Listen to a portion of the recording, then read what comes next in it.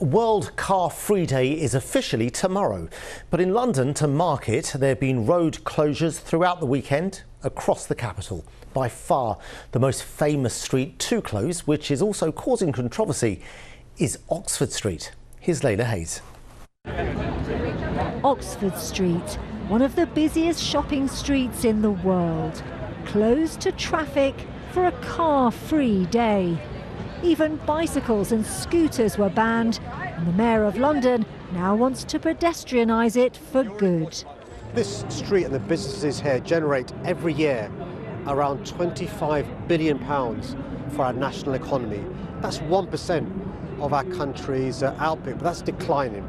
Our vision is for an Oxford Street where people can shop. Then today is just a glimpse of what the future could be with a pedestrianised Oxford Street. Around 500,000 people visit Oxford Street every day, and the Mayor says banning traffic here will restore the street to its former glory. But not everyone agrees. It's going to be damaging to local businesses and to local residents. We're going to see traffic that normally takes place on Oxford Street, not private cars, they've already been banned, but emergency vehicle access, buses, delivery vehicles, pushed onto the tiny side roads that really can't take it. There are concerns that removing buses and taxis could make the street less accessible, but those we spoke to were in favour of the traffic ban. I like it, yeah, it's good. I would have it like this all the time. You don't have to think of any safety. There's a lot of razzmatazz, which is nice, live music. It's made my day. It's really great. Yeah, it's a really good day out, and we're able to, just have free access, and there's no traffic. So yeah, it's really good. Consultation on the plans is continuing, but if the Mayor is successful, this could be the Oxford Street of the future. Layla Hayes, BBC London. A man has been arrested on suspicion of causing death by careless driving while under the influence of drink or drugs. He was driving a car which crashed with a moped rider in southeast London. The rider was 25 years old and died at the scene. It happened yesterday evening on Southend Lane in Sydenham. The 52-year-old driver remains in police custody. The Mayor of London appears to have his work cut out for him if he wants to meet his pledge of making London's waterways swimmable within the next 10 years. Because a report by the London Assembly says none of London's rivers currently achieve even a good status when it comes to its health. Here's Helen Drew. The River Roding is London's third biggest river and home to the capital's largest area of tidal reed beds. It starts near Stansted and carves a peaceful path through its noisy surroundings of housing, industrial estates and major roads in East London.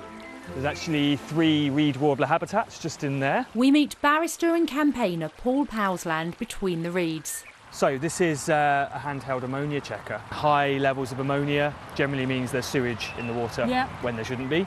The result you get on here is well less than 1 for a normal river, usually less than 0.5 parts per million.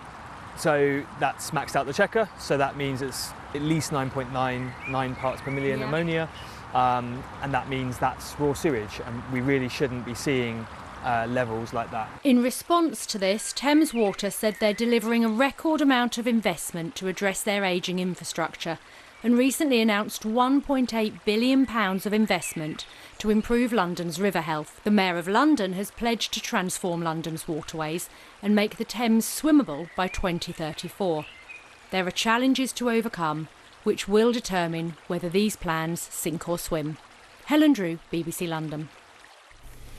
Now, after meeting the US President this week at Windsor Castle, the King popped down the road to a care home in Surrey to meet the world's oldest living person. King Charles met 116-year-old Ethel Caterham at the home in Lightwater.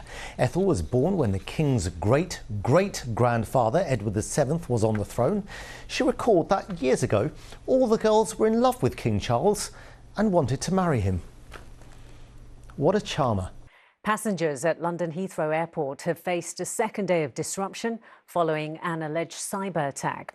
The West London hub is among several European airports affected after the suspected attack targeted a service provider for check-in and boarding systems.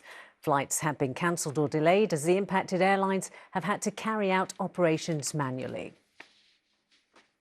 Oxford Street is traffic-free today, with vehicles banned from a half-mile stretch until 8 p.m. for the Mayor's This Is Oxford Street event. The space is being used for activities to promote Sadiq Khan's plan to pedestrianise 0.7 miles between Oxford Circus and Marble Arch. He says he's determined to deliver a world-class, accessible and clean street for everyone, but he'll need government approval to make his plans happen. Elsewhere, an iconic East London festival is back for the first time in almost a decade. The Brick Lane Curry Festival last took place in 2016. As well as being a celebration of the area's famous curry houses and street culture, its aim is to showcase diversity as strength. Graham Stothard reports. On the streets of Brick Lane, a tiger. Not an escapee from London Zoo, but part of a parade for the area's curry festival. It's an homage to the cuisine this street has become so well known for, with added dancing and delicacies from all over the world. You've got traditional Bangladeshi food as well as kind of unique other cuisines. You've got French, Lebanese, Italian, Jewish food as well. So I love the vibrancy and the kind of the mixture. The street as it's known today emerged out of the 50s and 60s with a post-World War II surge in migration from South Asia. In the impoverished Brick Lane district of London, many settled in Brick Lane in what was a cheap part of London, filling it with the richness and variety of their home countries. But there have been troubled moments. Past racial tensions sometimes saw protest and counter-protest result in violence. Fears of a city once again divided is one of the reasons the council decided to host the festival after a near 10-year hiatus. We know what's going on across the country. What better way to unite communities than through food? As you can see on the streets today, it's not just about Muslim, non-Muslim, it's about everyone, it's about unity, and this is what we bring on the table with our food. The festival hopes to further cement Brick Lane as the curry capital of the UK, although there are no secrets as to what makes the perfect dish. The curry, you need to cook from, the recipe should be coming from your mind and heart. You say both of them together, curry will be nice. Despite its name, the festival goes far beyond curry.